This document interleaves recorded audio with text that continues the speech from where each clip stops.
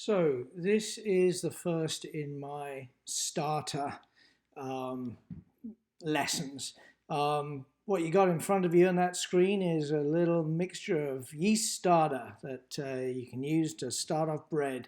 So I'm going to try the same sort of thing with poems. It's not going to be a full teaching of a poem. It's a little unlocking of a poem. So we'll just take a poem. We'll look at the first few lines. I'll give you some ways that I approach thinking about a poem, the things that I notice, and ask you to notice those things. And then I'm going to just stop, and that gives you an opportunity to follow up yourself independently and analyze the poem, but with a little bit of a little nudge to start it from me. So I'm going to kick off with a poem by this lady, Audre Lorde, really fabulous poet. And one of my favorite poems by her is this one called Coal. So let me read it to you, and then we'll take a little look at the opening lines. Coal by Audre Lorde. I is the total black being spoken from the earth's inside. There are many kinds of open, how a diamond comes into a knot of flame, how a sound comes into a word colored by who pays what for speaking. Some words are open like a diamond on glass windows, singing out within the crash of passing sun. Then there are words like stapled wages in a perforated book, buy and sign and tear apart, and come whatever wills, all chances, the stub remains, an ill-pulled tooth with a ragged edge. Some words live in my throat, breeding like adders. Others know sun, seeking like gypsies over my tongue to explode through my lips like young sparrows bursting from shell. Some words bedevil me. Love is a word, another kind of open, as a diamond comes into a knot of flame. I am black because I come from the earth's inside.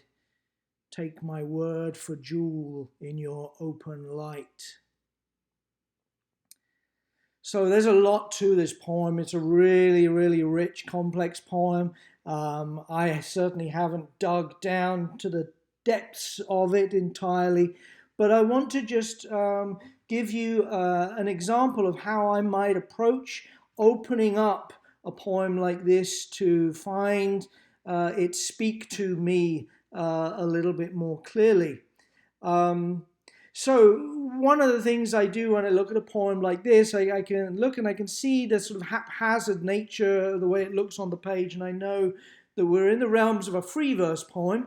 It doesn't seem to have a regular meter just by the shape of it. Look at those line lengths and how they kind of, some lines are really long, some lines are short. You can see there isn't really a pattern as such. And so we're going to assume that these lines are broken for other reasons than a rhythm, or at least than a formal regular rhythm.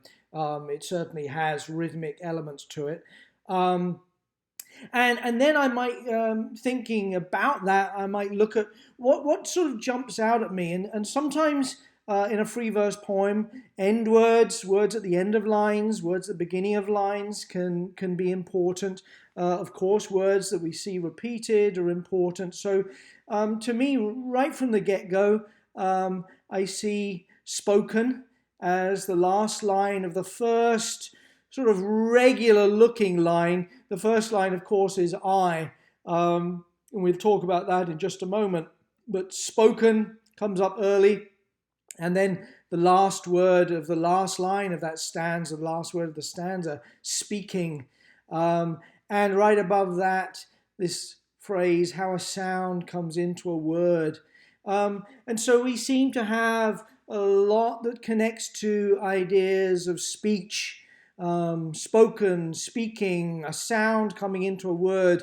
This seems to be a poem that's going to be about language in some way, about speech in some way.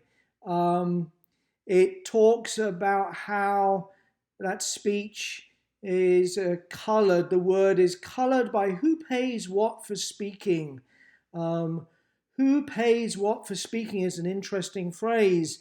Do some people pay more for speaking? Do some people pay less for speaking?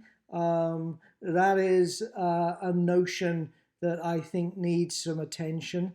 It's the notion she finishes that stanza with. But let's look also back at some of these other ideas. Coloured. Even though the word coloured, by who pays what for speaking, coloured has one connotation here, in a poem where the opening statement is I is the total black, where coloured is an end word, and where we know what we know about Audre Lorde as a person, that I can't help but wonder whether this poem is also a poem that at least alludes to her race in some sense. Maybe not, but certainly it's something I want to have in mind, particularly in a phrase that talks of things being coloured by who pays what for speaking. Do some people in our society pay more or less for speaking? Does the colour of their skin affect what we pay for speech? Let's look at some other things that jump out at us in this poem. A word here that ends a line is open. And that seems to be significant to me because it slant rhymes with spoken. Spoken and open. Do these things connect?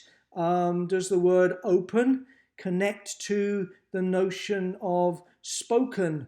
And when we get into the next stanza, some words are open. I can't help but think that this is a deliberate slant rhyme between spoken and open.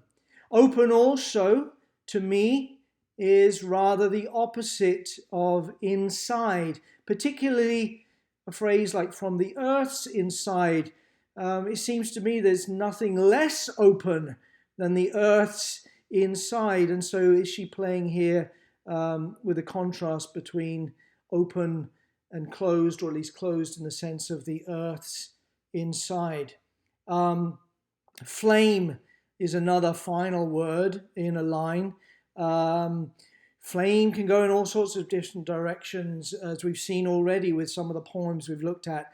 Flame, fire, a religious symbol, brightness, but also the darkness of hell. Where is she going with this? We may not know just yet, but this notion of how a diamond comes into a knot of flame makes me think of the flare of a diamond, the flash of a diamond. And then diamond, of course, we've got to deal with that. The word diamond has to be important in a poem where we'll see again diamond come up in the second stanza, right at the beginning of the second stanza. And in this case, some words are open like a diamond. So now the words that we noticed in the first stanza are connected somehow to the idea of diamonds. Words are open like diamonds. And again, that notion of open. Diamond also, of course, is important because diamond and coal are reflected. Here's a poem called Coal. Coal is just carbon, right? Layered in the earth and layered under the earth. And what is diamond but a form of coal in a sense? Diamond is also carbon, just carbon that has been highly compressed. And when you compress carbon to an extreme degree, you get a diamond. The idea of coal and diamond seems so different, and yet they're really part of the same thing. They're both carbon. What is she telling us with that? Something dirty and black like coal is also the same as diamond. And that brings us back surely to the opening statement, I is the total black. We've referenced that she may be alluding to her race, but also, of course, here it's the total black spoken from the earth's inside. And that reminds us surely of coal. It reminds us of the inside of the earth. And that then reminds us of where diamonds come from. And I that takes its own line, I that is highlighted because of this strange syntax of I is the total black. I seems to be connected to coal. It seems to be connected to the earth's inside. It seems to be connected to diamonds. And all of those things connect then to words that are open, like a diamond on glass windows, singing out within the crash of passing sun. So that's what I get from the opening, really just by looking at where these words come, of what these words sound like, where they echo each other, of the grammar, of a title. And I haven't yet got down to the core of the poem, but I've got a lot of places to go. A lot of paths have opened up down which I can travel as I read through the remaining lines, right down to the final line. Or the final stanza. Love is a word, another kind of open. As a diamond comes into a knot of flame, the repetition of that image. I am black because I come from the earth's inside. Take my word for jewel in your open light. Maybe having spent a little bit of time examining what seem to be key words in the first few lines, even before we really dig into the poem, this final stanza starts to open itself up to us and we get a little clearer sense of what's going on here. I encourage you to read through this poem further, dig in to this middle stanza, and examine this poem's images, its metaphors, its symbols, its word choice, its line breaks, its structure on the page, and maybe there's a whole lot you could tell us about this poem. Maybe try your hand at that and share it with me. All right, thank you.